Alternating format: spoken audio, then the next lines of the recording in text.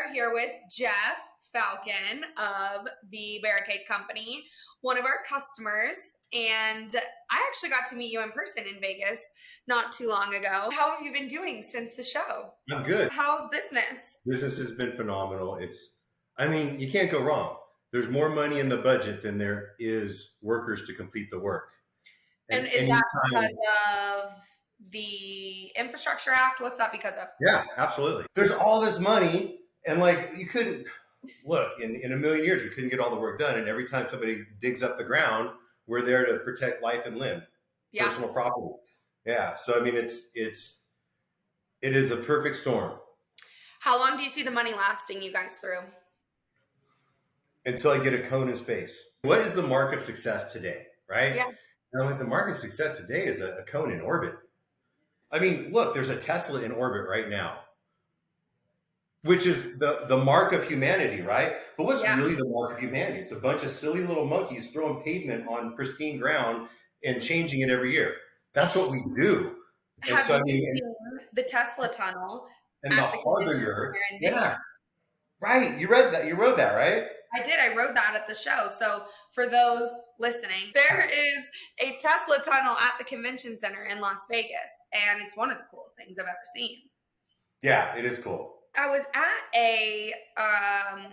something in Colorado for the Colorado Concrete Association, something like that. I don't think it was them, so I don't actually want to put this on them, but something in that sorts. And there were so many people saying their negative feelings and expressions toward Teslas. And the notion was they're too heavy for the roads. They're too heavy for the infrastructure. They're going to cause us to have to redo the roads and all of these potholes. And then there was someone on the other side that was like, we've had 18-wheelers driving these roads forever. How is this any different? So both sides of the argument, I can see logic. What's your thoughts? You're talking to a guy with a 7,000-pound truck. I got big, huge tires to tear up the road. So, the road is there to be replaced. That's what keeps us in business. That's what keeps it's kind of what keeps America. It's not the smartest thing, but it kind of keeps America moving. Let's look at fiber infrastructure. I'm huge on fiber. I think that is, look, if the missiles go up, they're taking out the satellites first. There's still going to be fiber. We'll still have a job. We have a lot of fiber customers recently. It's a cool space. Oh, it's a great space. It is. Yeah. In my opinion, it's the space. I think it's. I made a point to go after fiber customers because they're not going anywhere. And the weird thing that I've seen happen though is they'll dig a trench and they'll put in a conduit and they'll run, say, 5G, right? Well, they close it up and everything's nice for about a year, and they pull it up to the next G and then the next G. Instead of running a huge conduit and just do it a bunch of times, they seem to be redoing it, which is great. That's why it's a great space to play in. So as far as Tesla being too heavy, no, I don't think so, because if you drive a Geo Metro, but good Lord. I found it interesting that it was people in the concrete space arguing against, so Colorado wanted to do another stipend for Tesla and electric car owners. And they were basically arguing against why it's a bad idea to have more Teslas on the road, which I found a hole in the argument of, if they are tearing up the roads, don't you have more asphalt and concrete to go lay? Exactly. But the thing is, governments, look, we need less government subsidy in everything. It's look, if a business is going to fail, let it fail.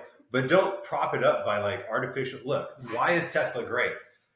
I love my V8s. I love hot rods. I love all that. But the reality is, you get into a Tesla and they're faster, they're more efficient, they're 0 to 60 now, and it's just a better car all the way around. It's a better product. Yeah. So and someday when they come out with the Cybertruck, I want to be right there. All right, so let's talk. Tell me about the Nuka backhoe rodeo thing that you guys are doing. So I go out and talk to contractors. I'm kind of a traffic liaison. It kind of came as a product of meeting all these different people. But the one thing they always complain about is there's nobody to work. Good luck getting an operator. They don't have applicants. Yeah. Nobody wants to operate a backhoe or an excavator. And I thought, well, that's kind of crazy, you know? And so, but as I talked more and more about it, I was saying, man, there's got to be a solution. And then I was surfing YouTube, as I'll do. And so I went down a rabbit hole of, I don't know, some kind of motorcycle thing that led to some kind of like the CHP rodeos, which if you haven't seen them, they're sick. They're just, you know, they'll chain two motorcycles together and they do just amazing maneuvers. And so I'm at lunch with someone. I'm like, you know what? There should be something like this for backhoes. And they're like, it is. There's something like that. I'm like, well, this is what we need as a community, because not only can you showcase the talent in the area, you can get eyeballs on the industry from the kids. You get 10-year-olds and 5-year-olds on a skid steer moving dirt. And realize that it's a career path that they want to go into, and a career path that you can make a lot of money in. A ton of money. So, I mean, not only can you you know, there's not a big barrier to entry, right? I mean, like I've seen so many people, they spend $180,000 for a $60,000 a year job. Yeah. What the crap? That doesn't make any sense, right? Yeah. And so, I mean, college is great. It's I mean, social skills, all that, but if it's not for you, you can become an operator, get involved with your company's 401k, make $60 plus an hour while and retire as a millionaire. Mm-hmm. Boom. I mean, so and the more simple supply and demand, the more people that are leaving the industry or choosing not to enter the industry, the more money that you're going to be able to make if you do go that route. Absolutely. It's skilled labor at this point. It's extremely skilled and it's scarce. So we see that all the time with customers not actually having enough people for the work that they have, which is a polar opposite problem than the industry had 20 years ago. Right, exactly. Because it's not cool. So, I mean, kids have to see this and go, Mom, I want to be an operator. This is what I want to do when I grow up. And so what we're going to do is this is going to be like a fair-like atmosphere. You know, people are going to walk in, you're going to be able to smell like the cotton candy and the funnel cake and all the stuff that kills you. And there's going to be bands.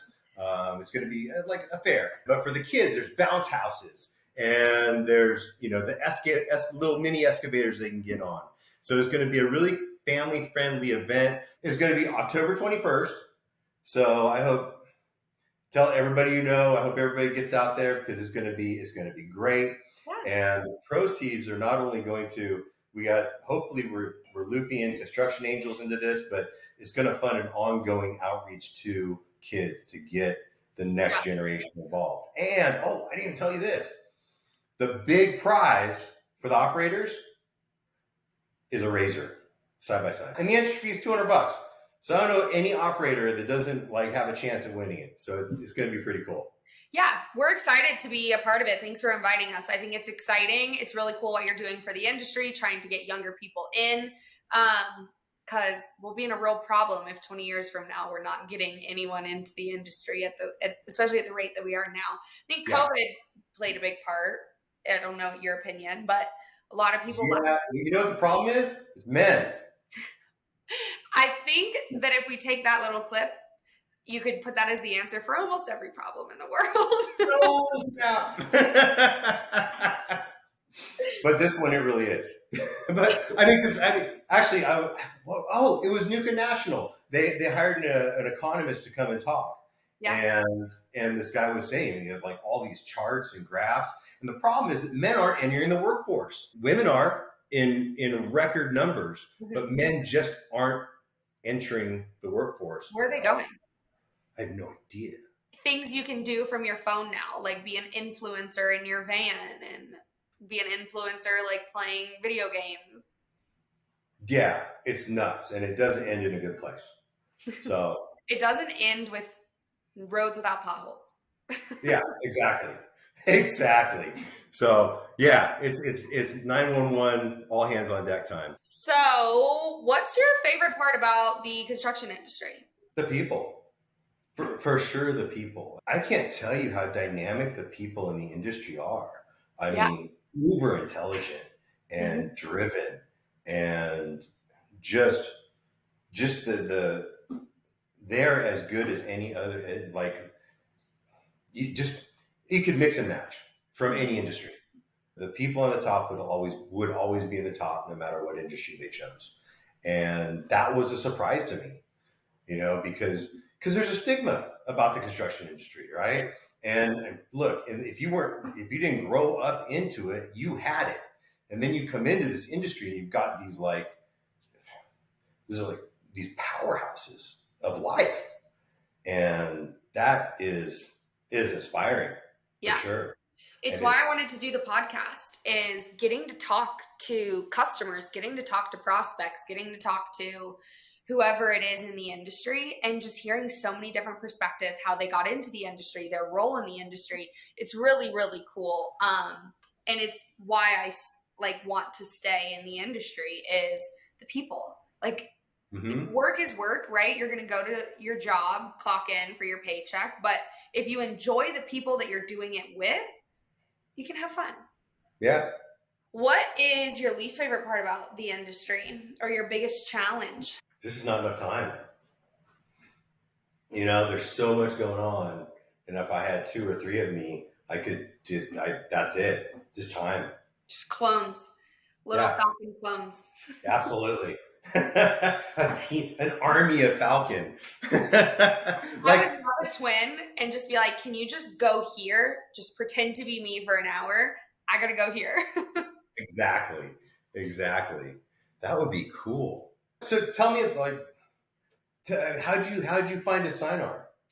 So I grew up in the South, and my family does oil and gas servicing. So there's a multi-generational company that's in the space servicing pumps. And so it's always been kind of like dirty boots. I've been around. I've got cousins working for some of the big conglomerates like Kendyl Phelps. So I've been around it. I knew I wasn't suited necessarily to be on a job site every single day. But I like the people. I like the work-life balance, the flow, the industry, everything that we've talked about. So went to school, got a degree in economics, and I was like, hey, tech sounds cool. Seems like there's a lot of fun, a lot of money, a lot of new wave. So I kind of just merged the two concepts and looked in that space. And there's a ton of us, right?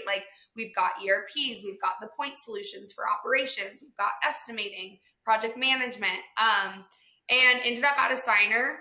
I love it. I could not be happier. I think one of our sales reps down in Australia, I'm going to steal his tagline. Whenever somebody is asking him, well, why should I buy you guys over somebody else? And he's like, look, I'm a good sales rep. I've been here for 6 years, 7 years. I'm going to work for the best in the space. And until there's someone better than us, I'm going to work for a Signer. And it's really true though. So I like what we're doing, the problem that we're solving. When you go in and you see these construction companies that have whiteboards of allocations, how are you running a multi-million-dollar business on a whiteboard in 2023? Right. So that's fun to go in and show them how easy it is to adapt or adopt technology. And it's fun. It's a great market. I like having customers on the podcast. We show up to trade shows wearing these bright yellow jumpsuits. What other industry can you do that? You'd have to be a Jabberwocky. So yeah, that's kind of how I ended up here at a Signer. That's awesome. Well, was there anything else you wanted to talk about today? I'm sure I could continue talking to you forever. Yeah, I don't know. I could talk about anything. I don't know. What kind of habits do you find most valuable to get you to where you're going in your career? This is so cheesy, but fake it till you make it. No one knows what they're doing when they start. No one is an expert day one.